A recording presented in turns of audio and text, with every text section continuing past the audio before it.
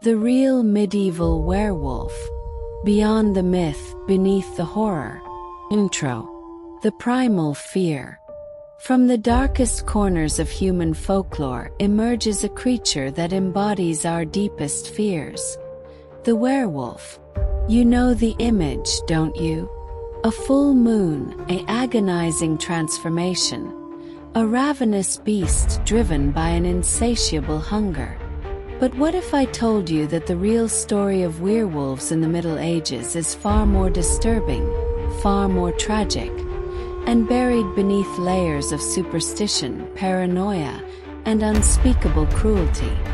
Welcome to Buried Facts, where we delve into the strange, the bizarre, and the horrific happenings from history. Tonight, we peel back the layers of myth to uncover the terrifying reality of medieval lycanthropy.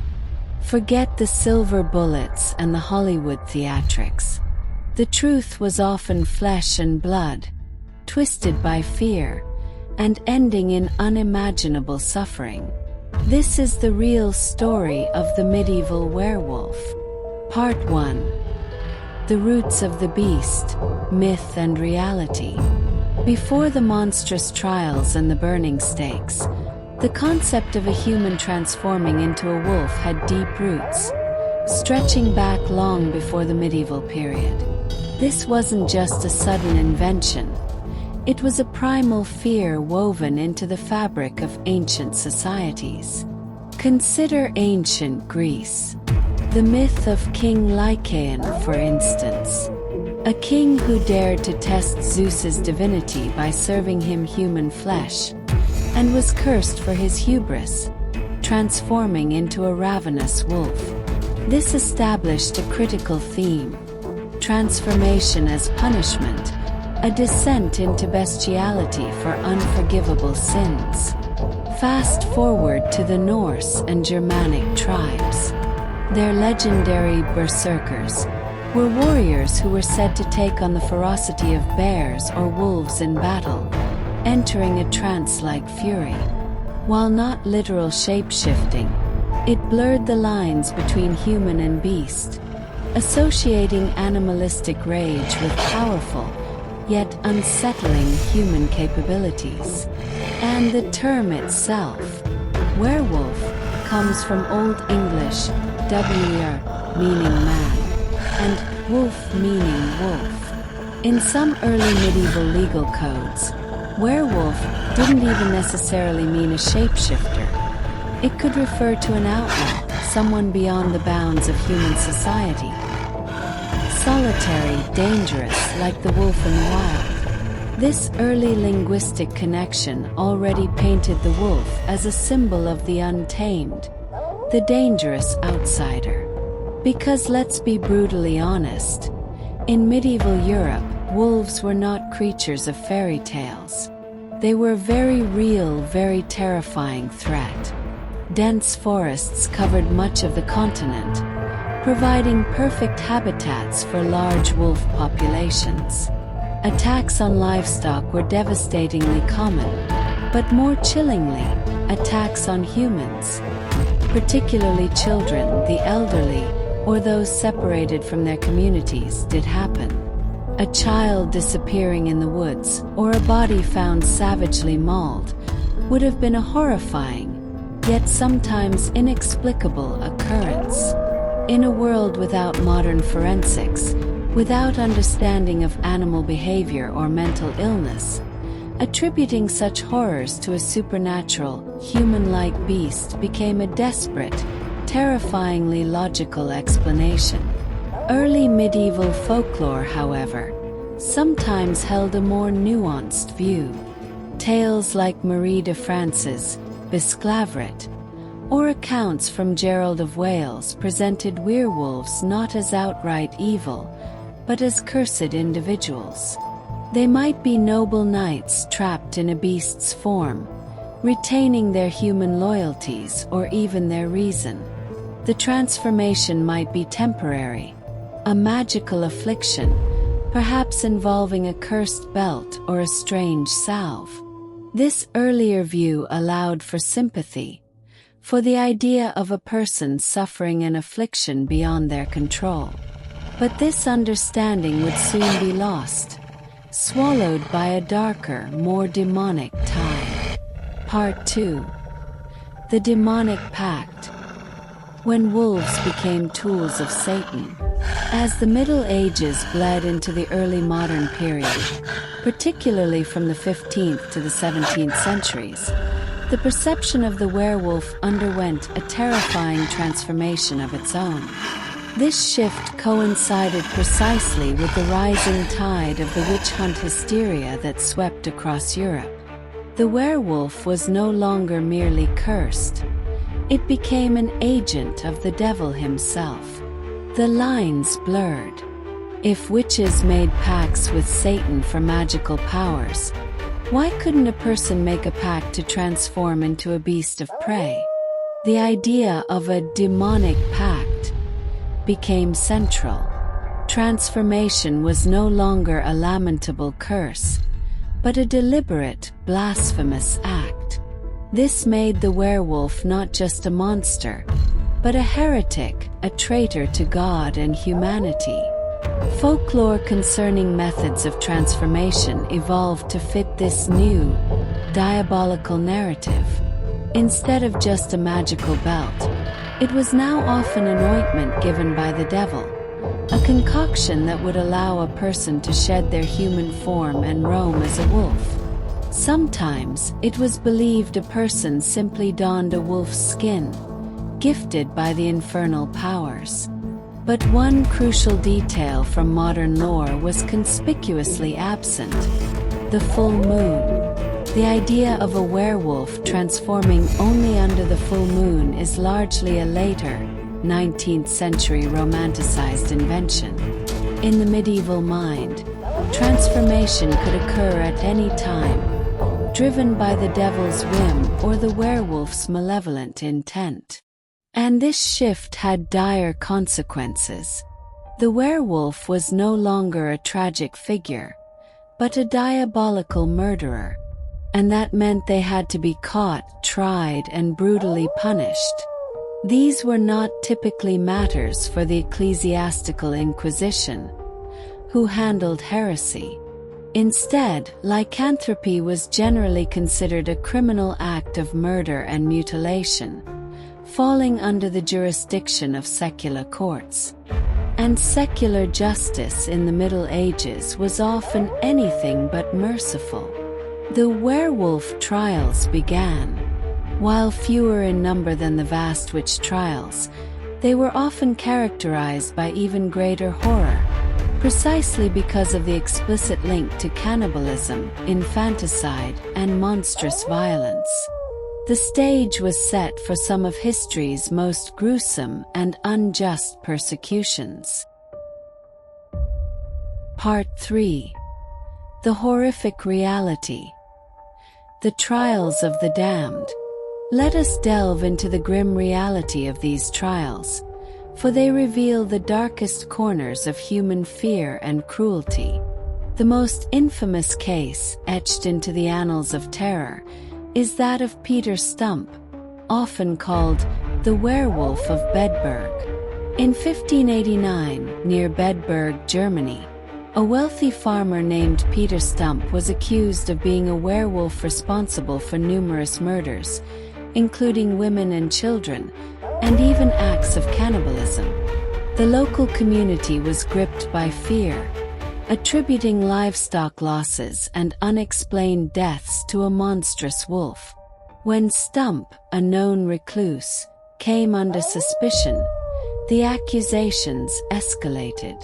Under unspeakable torture, Stumpp confessed.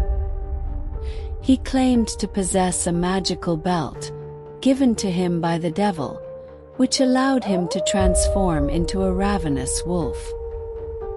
He described feasting on human flesh, committing incest, and performing other blasphemous acts. His confession, undoubtedly extracted through unimaginable pain, painted a picture of pure evil. His execution was one of the most horrifying spectacles ever recorded. He was strapped to a breaking wheel, his flesh torn from his bones with red-hot pincers. His limbs were then broken, and he was finally decapitated.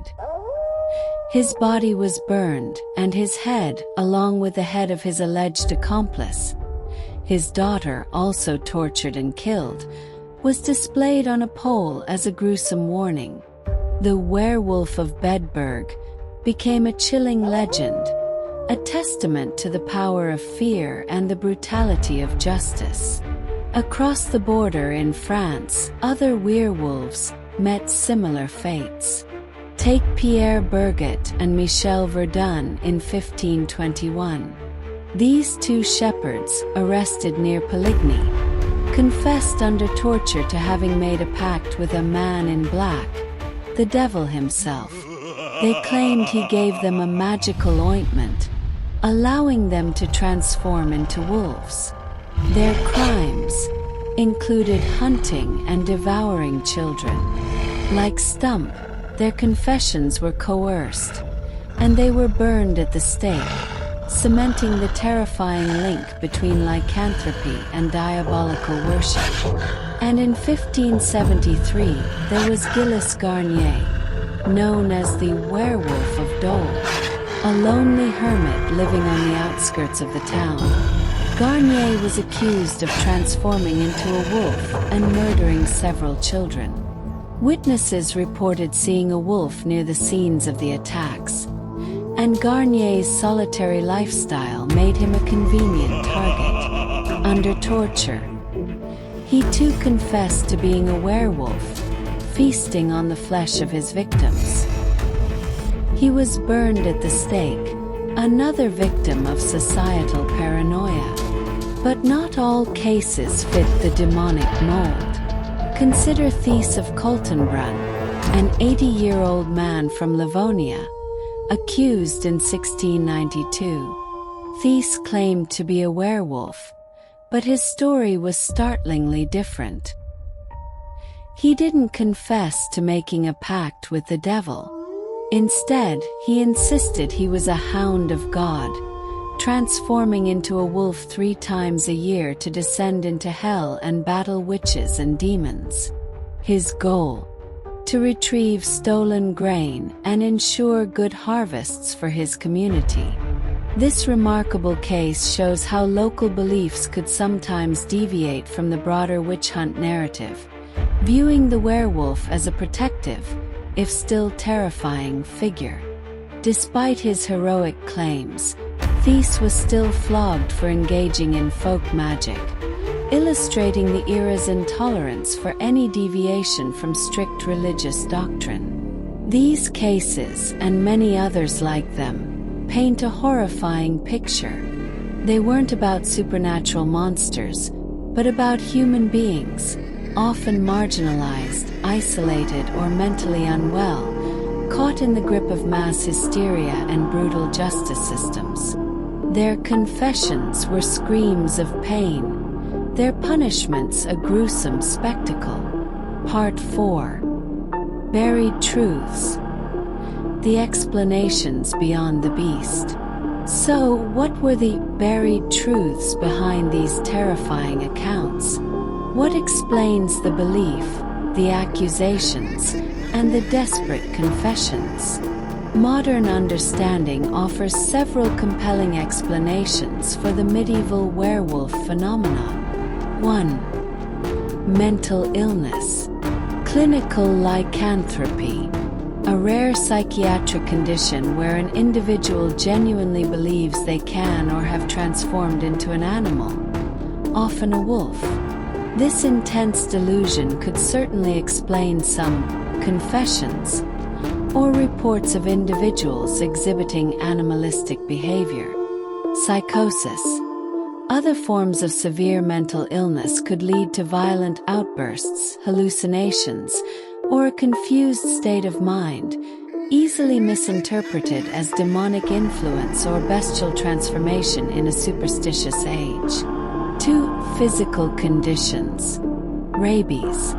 This viral disease, transmitted by animal bites, can cause aggression, frothing at the mouth, aversion to water, hydrophobia, and sometimes even increased body hair or distorted facial features. A person suffering from rabies could easily be perceived as a werewolf or demonically possessed. Hypertrichosis, a rare genetic condition causing excessive hair growth over the entire body.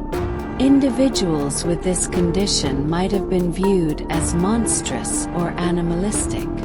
Porphyria, a group of rare genetic disorders that can lead to extreme light sensitivity, making individuals nocturnal, reddish teeth, and neurological symptoms including psychosis and confusion.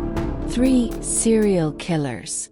In a world without forensics, and where unexplained brutal murders occurred, the concept of a werewolf provided a terrifyingly plausible explanation.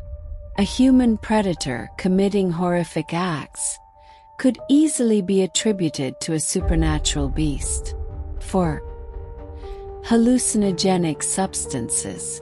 It's plausible that some accused individuals, knowingly or unknowingly, consumed hallucinogenic herbs or fungi, leading to altered states of consciousness, vivid hallucinations, and distorted perceptions of their own bodies or actions. 5. Societal scapegoating and mass hysteria. In times of immense hardship, famine, plague, war, societies often sought scapegoats for their misfortunes. The werewolf, like the witch, became a convenient target for collective anxieties, a monstrous embodiment of the forces perceived to be ruining their lives. Mass hysteria, fueled by fear and superstition, could lead entire communities to believe outlandish claims and participate in brutal persecutions. Conclusion. The enduring shadow. By the late 17th and 18th centuries, as the Age of Enlightenment began to spread across Europe, rationality slowly started to chip away at these dark superstitions. Belief in literal, physical transformation into wolves waned among the educated elite, and the gruesome werewolf trials largely subsided, though echoes lingered in rural areas for some time. The real story of the medieval werewolf is a chilling reminder of how fear, superstition, and a lack of understanding can twist human perception, transforming the sick, the lonely, and the vulnerable into monstrous villains. It's a testament to humanity's capacity for both terror and horrifying cruelty, a buried truth that continues to cast a long shadow over our history. What do you think was the biggest factor in these real-life horrors? Let us know in the comments below. If you found this journey into the medieval abyss compelling, please like this video and subscribe to Buried Facts for more explorations into the strange and horrific annals of history. Until next time, stay vigilant and question everything.